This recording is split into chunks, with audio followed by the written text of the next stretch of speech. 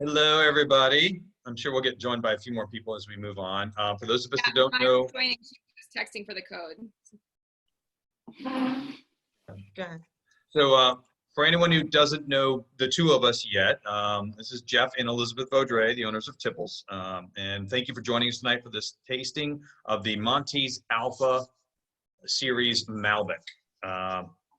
This one is a really fun one for me because I think most of us have had a Malbec at some point in time, and they tend to be from Argentina, originally from France. But to have Chile jump in there, this is a Chilean Malbec, it was exciting and intriguing, and that's what made me want to taste this guy. So I've been tasting through the entire line of the Montes Alpha. Montes has multiple levels. The Alpha series is on their higher end, and I think they really step up with what they present in that line across the board. We have their Syrah, their Pinot Noir, their Malbec now, and their Carmenere. And we're adding the Cabernet Sauvignon and the Chardonnay in the future. So, so anyway, that was what originally drew me to this, was to say, okay, let's see what Chile does. Because, hello. Because there really is a bit of a, there's a bit of a rivalry between Chile and Argentina and their winemaking. And so to see someone be kind of brazen enough over on the Chilean side to grab the national grape of Argentina and put their stamp on it, I thought that was something that I needed to taste. So if you guys are all ready now, let's all pour some wine. Hold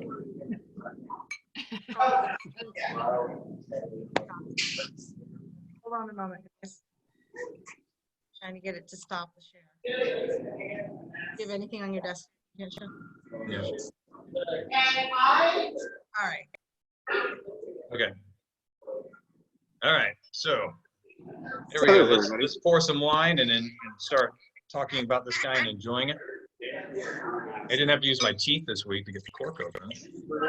Step one. There you go. I did it because everyone else was doing it. Somebody we need to. Okay. Cool. All right. So I'm wondering if that could be Tipplers, maybe. So I'm trying to chime in. So all right. So this guy is from Chilean Malbec from the Colchagua Valley. There are two major wine valleys. There's Central Chilean. This is the southernmost of those valleys. Southernmost down in the southern hemisphere means actually colder. So this is the more cold growth area. It takes them longer to mature their grapes. Because of that, they get more terroir quality to their grapes, and you get a little more spice. You get a little more nuance. So this being a red wine, my suggested temperature for serving on this guy is about 65 degrees. I know I bring this up with pretty much every week, but why not, right? Because you never know who's going to be there. So most Floridians and most people are drinking red wines a little too warm. It doesn't make them bad. It just has a slight effect on them. But venting and winemaking really had its peak over in Europe, and their cellar temperatures are 55 to 65 degrees, or 65 degrees. So with the reds, I like to go around 65. The easy way to do that is you take a red, you throw it in your fridge for 30 minutes, and you're perfect. You're good to go. And that's what I like to do. And just puts a light, we see it as a light chill. The Europeans would probably say it's quite warm because so much cooler over there. So let's give it a little sniff here.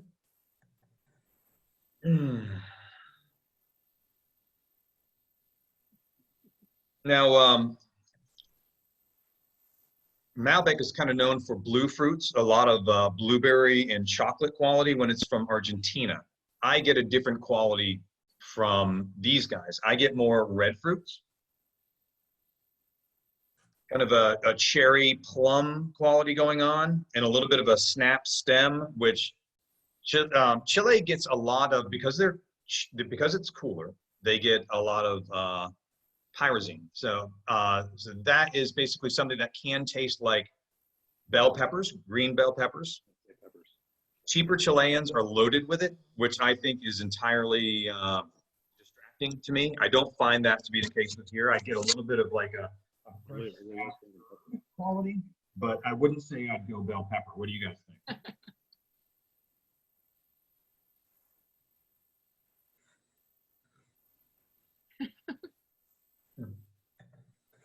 Are you guys hearing me okay? Mm-hmm. Okay, just want to make sure. Any thoughts on the, anyone getting a really strong bell pepper quality on this? Yeah, definitely peppers. Because I don't get it, I don't get a strong one. Now, if you sip on it, it's going to have a peppery quality, like a black pepper, white pepper, cracked pepper, peppercorn quality. Definitely. Yeah, the black pepper and cherry definitely taste that. Like Yes, Mhm. yeah, Yeah. totally. And jumps right out, which is really nice. Interestingly, again, Argentinian Malbec really doesn't have a lot of a peppery quality. Maybe a touch, but nothing compared to this. It really is a very different expression of Malbec on the other side of the Andes. Part of what keeps Chile so much cooler is the distance between the ocean and the Andes mountains that run down there. So you've got the bottom of South America, you got the Andes mountains running there. On one side you have Argentina, on the other side you have Chile. The distance from the ocean to the Andes on the Chilean side is a lot less. That chilly air coming off those southern seas can make it basically to the Andes on the Chilean side, and it doesn't make it nearly as much on the Argentinian side. So you get a much cooler growth. Does it make it harder to grow though with the saltwater air? It is more difficult to ripen their grapes down there. And so that is where you get the cheaper Chileans get these pyrazines, which is the enzymes that taste like bell pepper, because their grapes tend to under-ripen. And now they kind of embraced it as a culture and say, hey, this is kind of part of what we do. But honestly, I think the better made Chileans, it elevates it to this beautiful, smoky, peppery quality that I love. But the cheaper Chileans, I have a hard time with because of that bell pepper. So Chile was not an international player in wine until the 90s because they never welcomed in international trade. Basically they were moving into a democracy in the 90s, and they opened up to international trade, and the world rushed in to invest in there in the wine industry and then begin to send it around the world. So it doesn't have all that long a history of internationally being enjoyed.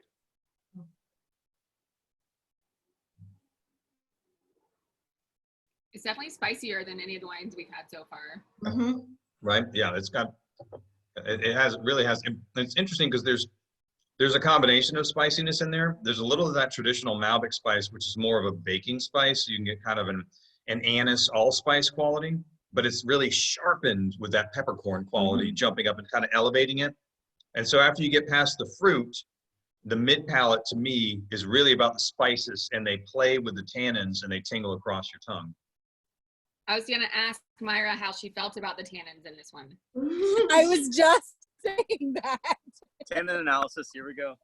All right, here we go. Well, What do you it like hits you in your nose, the tannins. Yeah. Like if you take a strong inhale where it goes all the way back, you're like, ooh, tannins. In Yeah, my no, expert yeah. opinion.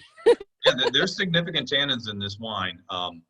It's not overly aggressive, but they're fairly sharp. They're Is it fine tannins or thick tannins? Taking another sip to evaluate. I would go with fine needly tannins. Yes.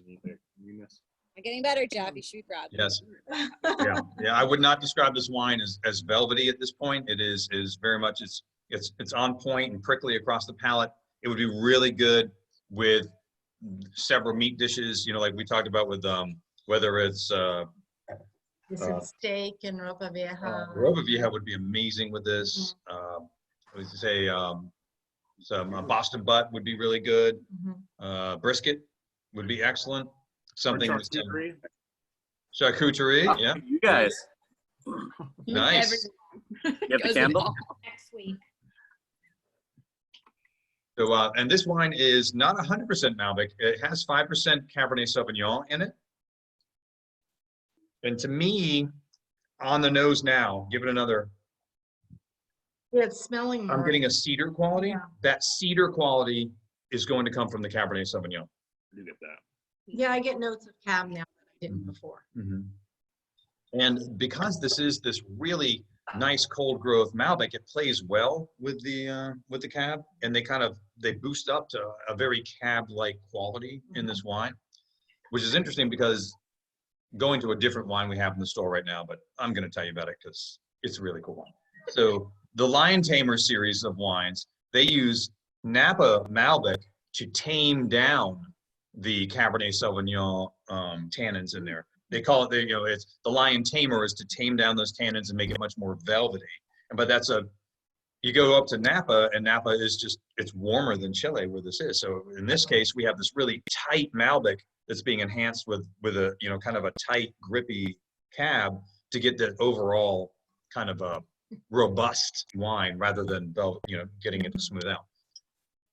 Which, once again, a lot of Malbecs are for people that like more velvety wine. Sure. So it just really is a little out of character with your traditional Malbec, but I think in a very, very delightful way. There's some Oh, comments. there's It's a lot more than a typical. What'd you say, Renee? I like this one more because I like the tannins. I don't like it to be velvety but you know what I mean? Like, I Mhm. like the acidity type. I do. I like the bite Yeah. of it. I know Myra doesn't, but I like the bite of tannins. Yeah. Called out. Right. Well, and then what Rachel said, she's like, it has sex appeal like a cab, and I think you're exactly right. It's a sexy Malbec. It is, because it's got oomph. It's out there.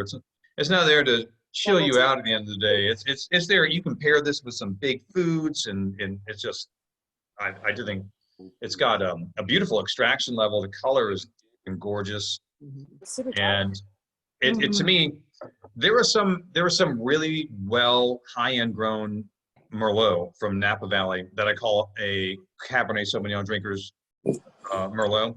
I would call this a cab drinkers Malbec. Yeah. So Jeff, you I don't mentioned know. that there is some cab in it. Yeah, there is. So are Say 5%. winemakers, are they required to disclose that, or is that just part of their recipe?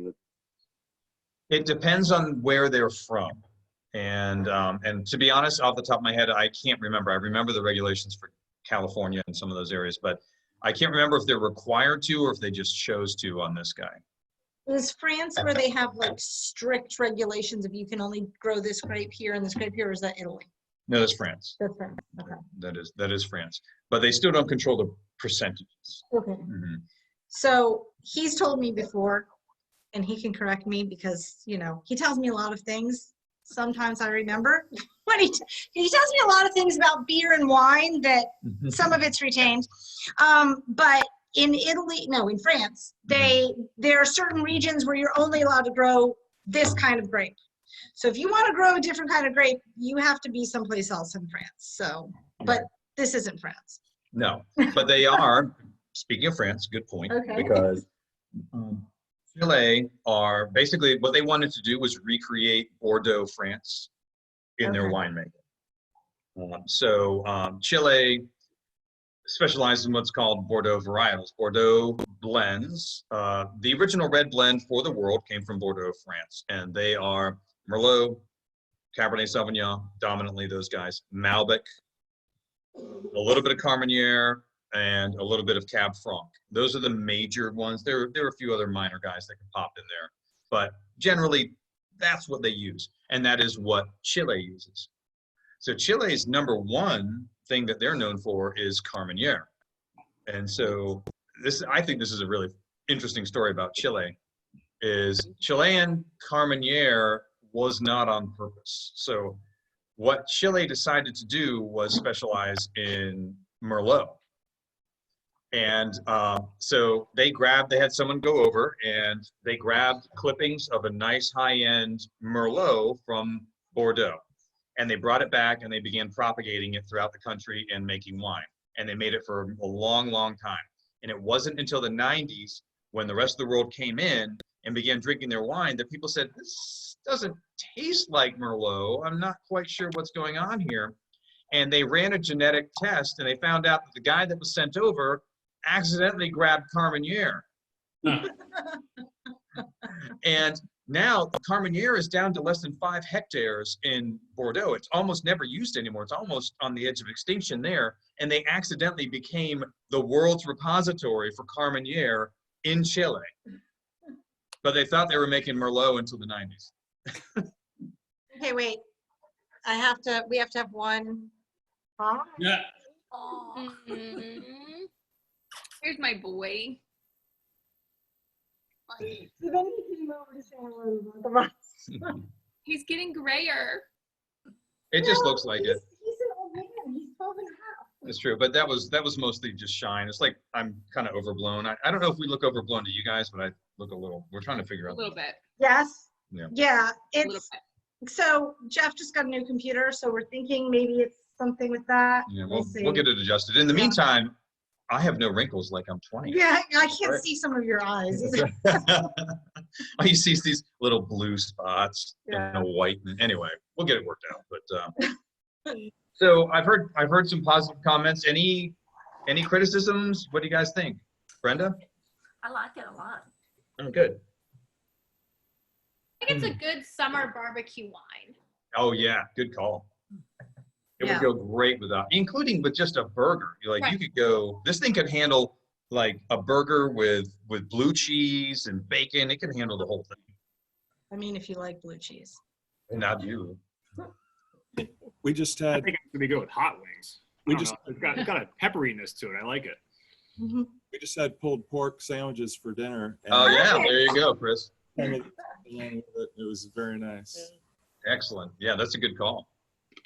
It's, there are a lot of secondary qualities to this wine, and it says open up for about 30 minutes, and it's Mhm. just starting to hit that stride. Sure. And I'm getting kind of a smoky vanilla quality in addition to that cedar. And there's an herbaceousness in there. Maybe a little tarragon-y, basil. It smells red. It smells good. No, I guess the more important point is it's a complex enough wine that, by the way, starts out at $22 normally. So for a $22 wine, it can age up to 10 years. Oh, wow. And it evolves in the glass. So to me, I like a wine that tells a story, and I like a wine even better that doesn't make me spend an arm and a leg to tell the story. So that's one of my. You're back. I really like that. Sorry. It's the Dickersons. Yeah, we've been having Wi-Fi issues all day today. We had Well, we Wi-Fi had it issues last week. well, last week and then earlier today, we had some Yeah. Wi-Fi. It like gets really fast and then it goes down to nothing and then it comes back. And It's been great for teaching. Mm. Oh, I'm sure. Yeah, I have the same issue sometimes. My favorite is when my students are like, Miss Julie, you're frozen and you look like this. Great.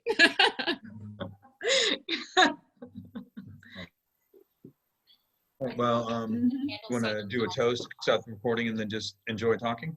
Yes, I was going to ask Oh. you something and now I've forgotten. Next So, week's wine? oh, yes. Next week's wine. Okay. So a preview, we're going to put up a slide to cover, or can't wait. We closed it. Okay. Well, we'll get there. We're having issues. So hold on one moment. I don't know where this brand new computer, I don't know where your browser is. I don't know where it is. I don't know. I had this thing for 3 days. There it ago. is. All right. So while she's doing that, I'll just start There telling we you go. about it. Okay. It just minimized it. So next week, we're going to go to Italy. Yes. Yep. So in the Piedmont area, which is the northwestern part of Italy as it approaches the Alps, that's where they make Barolo, Barbaresco, and they grow Nebbiolo. A lot of these wonderful grapes. One of the other ones they grow up there is Dolcetto, and Dolcetto is this dense black grape that gives you a lot of fruit and a lot of tannins, and a lot of spice. It's a little lesser known for that area. It's kind of overlooked, and I think inappropriately so. Seeing that now? No, they're not yet. I'm Okay. going to share it now. So go ahead. All right, so it's overlooked, and I think way too often. what's wonderful about it is you can get up there and you can get some of this wonderful complexity out of this grape.